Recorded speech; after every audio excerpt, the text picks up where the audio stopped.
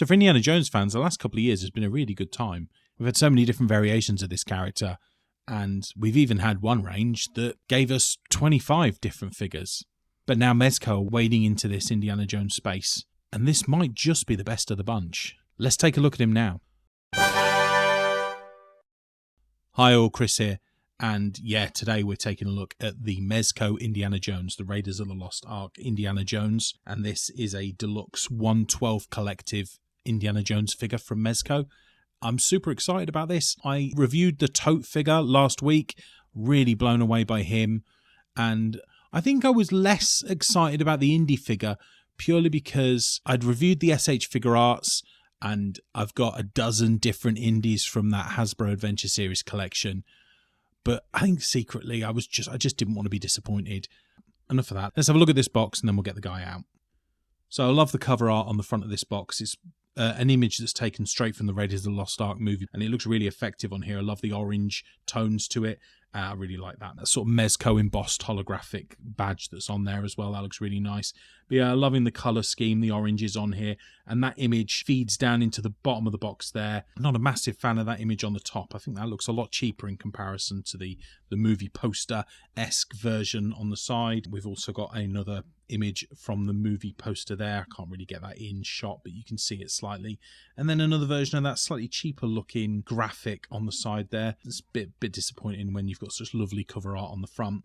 And then on the back, we've got the usual for a Mezco. We've got images of all the accessories that come with him, along with a number of images of the figure in a variety of poses using those accessories there as well, just to give you an idea of what this figure's going to look like out of box.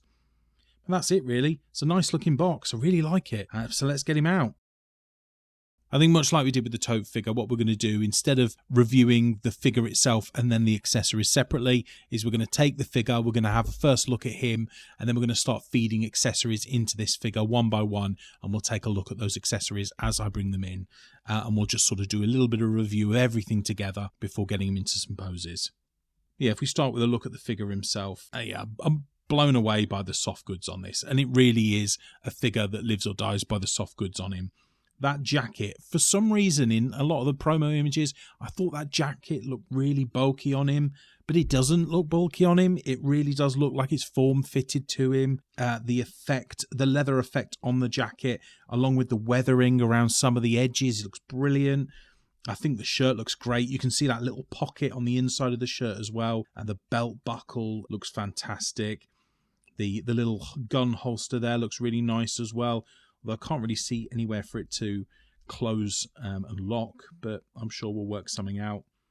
Yeah, I mean, the trousers, the khaki pants look great on there as well. And nothing looks too baggy.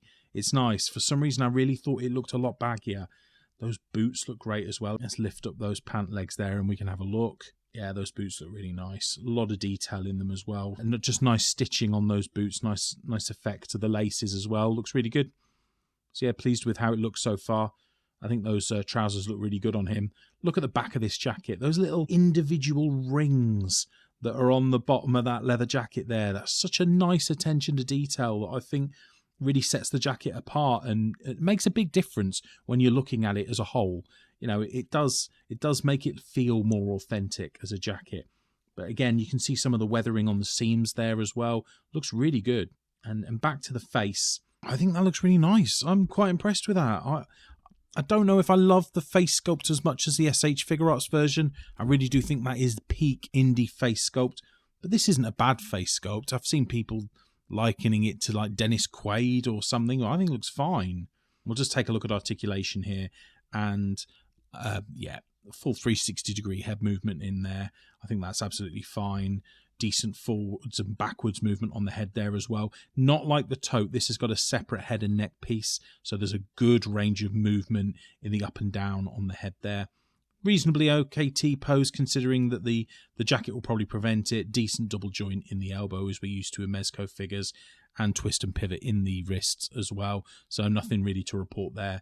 I don't think I'll spend a lot of time on articulation here. We've got a reasonably good ab crunch on there, forwards and backwards, and a good twist in the waist as well. So again, the clothes add a little bit of restriction, but his movement's pretty damn good, really. A great kick out to the side there. and a really, really good forwards kick as well. Not much in the back, but yeah, really good range of motion in the top of the leg there. Really good double joint or similar to in the knee there, and the ankle moves left and right very easily. There is a little bit of forwards and backwards, as you can see here, but I couldn't get any pivot out of that ankle, so it's very much forwards and backwards or twisting movement on the ankle. But, I mean, what can you say? The figure looks incredible. The clothing really does sell it. I was clearly overly worried about how bulky and maybe fat this would make the character look, but I don't know why I was that worried about it. Mezco know what they're doing with soft goods, don't they? They are the kings of soft goods in this 1/12 scale. What we'll start to do is we'll start to feed in some of the accessories now here as well. And you can see how easily this head moves on and off with a single ball joint there. So we're going to take that head off and maybe start looking at some of the alternate heads. And I just wanted to show you up close the way that the hair looks on here. So you can see a line on the hair. So the hair actually comes off of this head. What that means is you can have either hair or the fedora hat on any of the head sculpts. So you don't need to pick which head sculpts, you're not limited to which head sculpts have the ability to put the hat on or have the ability to put hair on. They both work through a little notch. We'll just take a look at this hat before we put it on his head. Yeah, that looks great, doesn't it? I mean, the colouring looks fantastic. The weathering looks great on it. It's a really nice piece. I'm sure it's going to look awesome when it's on his head. So, and you can see the little notch on the inside there. So we're just going to push that onto his head. And it's really straightforward. So it just clicks on like so. And there you are. There's Indy with the hat on. So again, we'll just put that back on here. And you can see what he looks like with the hat on. I mean, what a silhouette that head and hat cuts. It's just such a classic look. I love it. He's just one of my all-time favourite movie characters. So I love having this version in my hands. And now I have, that the Hasbro version and the SH Figure Arts, and now this one. There's so many different options to go for, but there's no wrong option. It depends on your budget, I guess. But I think they're all great. But we're going to start looking at another head sculpt now. So this is the second head sculpt that we're looking at, and I really like this, even though he does give me a bit of a derpy feel. It's an odd one, but I like that they've gone for something different. So this is Indy's face with maybe a look of fear or awe, depending on how you want to play it. But I would play this as a figure with a look of fear to him. It's all right. It's not my favourite face sculpt, but I like it. The next one we're looking at, the third face sculpt, is Indy with a little bit more of a smug look to him. Although it's so subtle, you could be forgiven for thinking it's exactly the same as the first face sculpt. So if I bring the first face sculpt in here, you can see it's just a slight, upturn of the lip that gives it more of that smug look, but there's very little in it. I mean, I like the look of that face sculpt, but I much prefer the smile that you get with the Figure Arts version that you don't get with this. It's just so similar to the first face sculpt. I don't know why you don't distinguish it a little bit more, but it's not a bad face sculpt. And now we're getting on to the final face sculpt, and this is my favourite, I think. This is an angry Indy, an Indy in the middle of a fight or a shouting match at a villain. I just think it looks awesome. It's a really emotive face sculpt, and I know that if you're putting him into some dynamic, maybe punching poses, this is the face sculpt that you're probably going to want to go for, because it's clearly an action pose. So I really like that. I think that's my favourite. And we'll move on to some of the other accessories now as well that come with him. So we'll look now at the satchel bag that comes with it. And again, this is a really nice cloth piece. And actually, the lip to that satchel bag is wired. So it's nice and easy to keep it open or closed. You could store stuff in there as well if you wanted to. You can see that it is open there. But yeah, that's nice. That's wired. And that leather look to the strap of that satchel. Now, as you can see, with his jacket on, it's a little bit more difficult to get that satchel on. So what we'll do, I think, is we'll park the satchel for now. We'll get his jacket off, and maybe we'll have a little bit more of a look at how Indy looks without his jacket on. So that more of a Cairo Indy look. So here's Indy with his jacket off. And again, I think that's really effective as well. I think the colouring on this shirt is really nice. And that sort of off-white look. It's not quite dirty, but it's, it's definitely well worn, this shirt. And I really like that. You can see the different belts on here as well, and the belts are kind of stuck together on that one point on the left. I keep my finger there, the focus doesn't work great, but you can see that they're stuck together so that those belts won't move around. They are stuck in one position.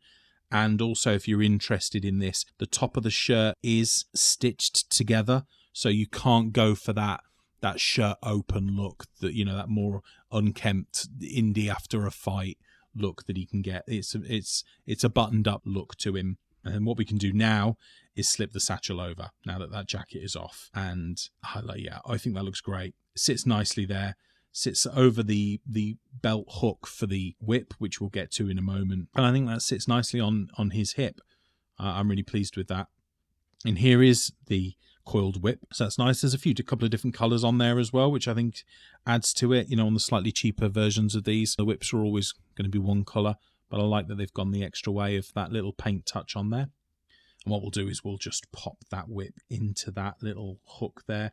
And that fits lovely, that does. That's just like it would do on a real belt. There's a little single lug there, and the belt loop just pushes over that. Goes in nicely, not like some of the cheaper figures with some of the problems they had with those belt loops. That works very well.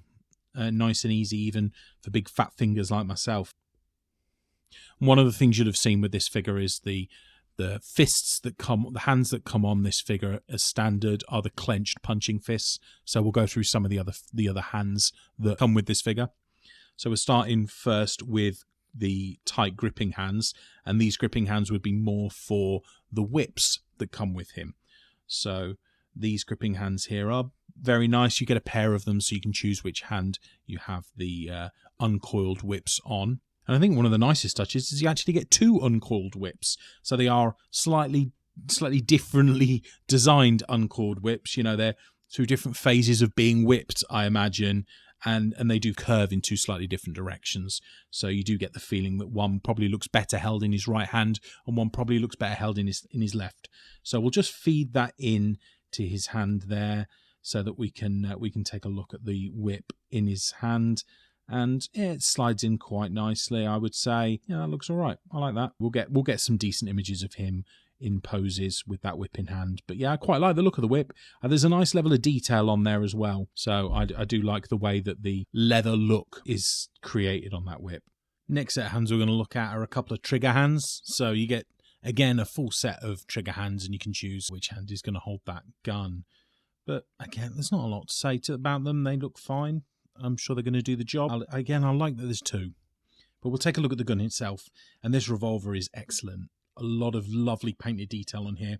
And it's difficult for me to show that the centre of that revolver does twist and does move out slightly as well so that you can see the bullets inside.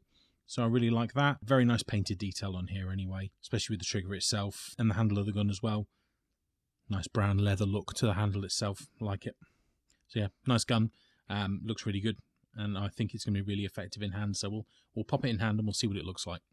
Yeah, that looks pretty good there. Exactly what you'd expect. So it's nice when I don't like seeing Indy with a gun. You know, it's not really how I think of Indy or how I would want to pose Indy, but it's an integral part of his character, isn't it? And we have seen some really good moments with him using that gun, whether they be few and far between. So it's good that he has it. And the next pair of hands that we get are some slightly wider gripping hands. So these are more for items such as the torch that come with him. Again, no issues with those hands. I love that we're getting full sets of these hands so we can choose. And here is the torch, and this is a really nice sculpted piece. I think the colouring on it is very effective as well, but it is a really impressive wood look to it. And I think some of the sculpted detail on it really gives it a lot of character, and you can really see kind of like a mossy look to the top where little vines have wrapped around this torch. So I do like that a lot. And we'll put that in hand so that you can see it went in really easily as well. That looks really effective. I'm quite pleased with that. Good accessory. Like it a lot. And I'll just show you as well, what you also get with it are a set of 4 darts. So you'll only really need one at a time, but these 4 darts are designed to push into that torch. Very much like the booby trap in the temple at the beginning of Raiders of the Lost Ark, where he pushes the torch down onto the panel on the floor that sets the trap off, and the dart flies out of the wall into the torch. So you can replicate that here by pushing that dart into the torch. Very nice. Just stay there quite securely. And the last set of hands that we're going to look at now are almost sort of open hands, widespread. almost open palmed hands, but they do still have sort of an element of gripping to them. So for the golden idol and for the sandbag, these pretty much hold both of those. And here's the golden idol now. Very nice, really shiny. It's got I don't know if the camera does it justice, but very, very shiny surface to it. A glittering golden surface, so it looks accurate and very golden. I've seen so many recent times with the Hasbro and the SH Figure Arts, they all look fairly similar. And here Indy is holding the golden idol. You can see that more outstretched gripping hand works quite well for that piece. Holds in reasonably nicely. I wouldn't say he'll take a lot of movement with that in his hand. It will fall out eventually, but it stays in place all right. And here is the sandbag. This is the other accessory that will go into that more outstretched hand. And again, looks really nice. I like the detail of the straps that have been used to tie the sandbag up. I like that. You know what? They do weigh fairly similar. I think that'll work this time.